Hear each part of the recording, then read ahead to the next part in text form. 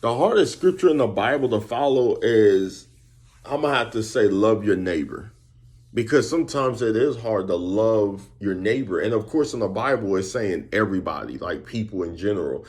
But like, I remember sitting with my next door neighbor for like 8 years and just like meeting him where he's at and not judging him. You know, he was struggling with the obesity problem and whatnot. And he was a narcissist.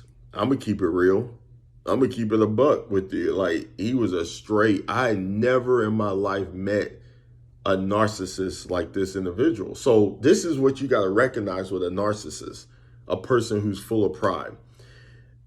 They start off with charm. They start off with a lot of great compliments.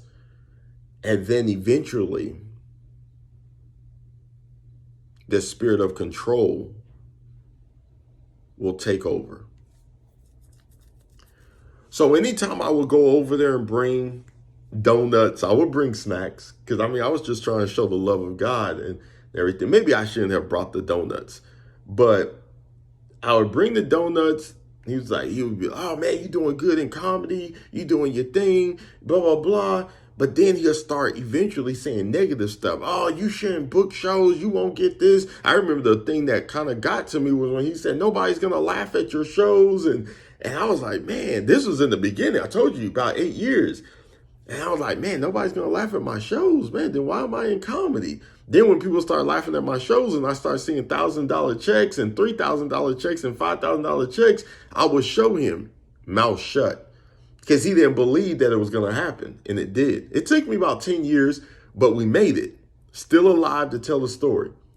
So the reality check was, a narcissist always starts off with flattery. They're always going to give you 1,000 compliments, but that's because they don't really have other friends. Nobody's going next door to sit with them. So he was like, oh, if I butter him up, if I say nice things about his comedy career, I can ease in with the real manifestation of the spirit of narcissism. So when he started becoming very prideful, controlling, I couldn't talk. He's cutting me off every time I try to say something. I mean, he would, as soon as I open his front door, he'd go right into a conversation. I'm like, who are you talking to? Who does that? Narcissists. They get on bro, listen, this is how you know a narcissist from a mile away. They don't even wait for the questions. When you talking to someone, you're supposed to hear the question, then respond. They'll go right into like, yeah, I like donuts. Yeah, Texas Roadhouse opens at 4. Yeah, man, I'm at the Golden Corral. Like, I didn't even ask.